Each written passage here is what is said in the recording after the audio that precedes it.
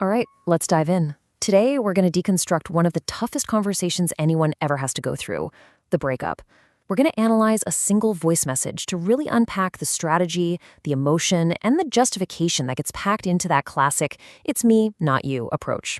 So, let's get into it. So, this line right here, this is basically the entire message in a nutshell. It's delivered right at the start. It's not about her. It's not about something that happened. It's a statement of his own personal limits. This one sentence is the foundation for every single thing he's about to say. Okay, so before we even get to the why of the breakup, the message kicks off with an apology. And what's really fascinating is what he's actually apologizing for. See, it's not for the breakup itself, it's for the timing of it all. You really gotta notice the framing here. His first regret is all about timing. He's pretty much saying, look, the decision itself isn't the problem. The problem is that I took too long to tell you. And just like that, the focus shifts inward, onto his own process, and away from the relationship they shared. This apology has a few different layers. First, he acknowledges the silence, right? Then, he admits he was just wrong. He thought he was ready for a relationship, but he wasn't. He also makes it clear his intentions weren't bad.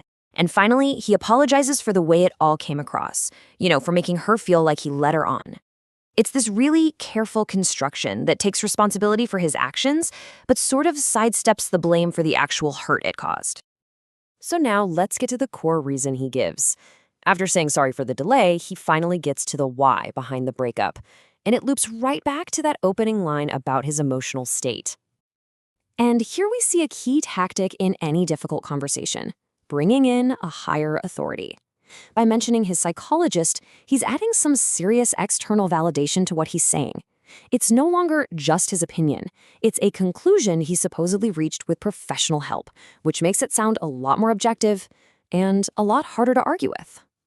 So what does he actually mean by emotional capacity? Well, he defines it himself. It's the ability to be fully present and to give his partner what she needs or wants. This personal definition is so crucial. It frames his inability not as a choice he's making, but as some kind of functional problem, kind of like trying to run a marathon with a broken leg. And what's the root cause of this problem? He points to wounds left to heal. This connects his lack of capacity to his own past, framing it as this temporary issue that he just can't get past right now. This brings us right to the emotional heart of the message, and its biggest contradiction. After explaining all the reasons why he can't be in a relationship, he completely pivots to make it clear how he feels. This, right here, is the classic "it's not you, it's me" moment.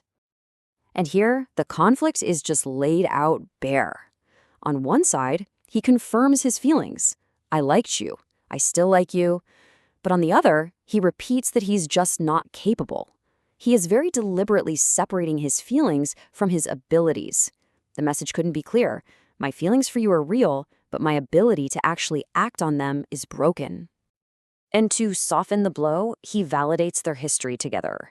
He calls their time very nice and unforgettable, which is his way of assuring her their connection was actually meaningful. It's this attempt to preserve the value of their past, even as he's shutting the door on their future. It's a gesture of respect that, ironically, makes the whole thing feel even more painful.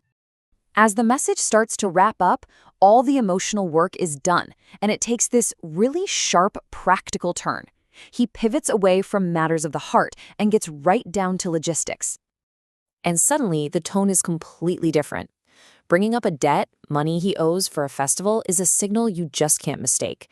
It's the verbal version of packing up your stuff.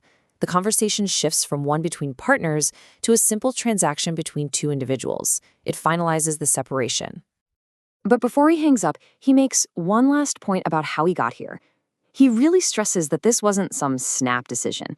By saying he spent days thinking and analyzing, he's painting his choice as something deliberate and considerate. It's his last-ditch effort to control the narrative and frame his actions in the best possible light. So, after all that, what's the final lesson here?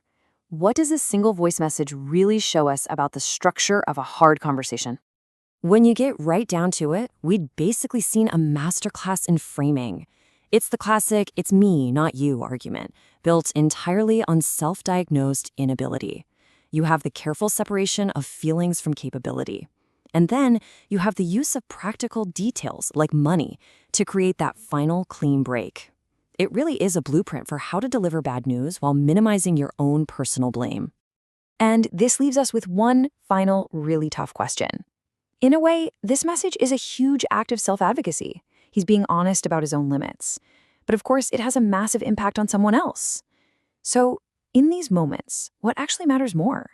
That brutal honesty about your own truth, or the responsibility you have for the emotional impact that truth is going to have on another person?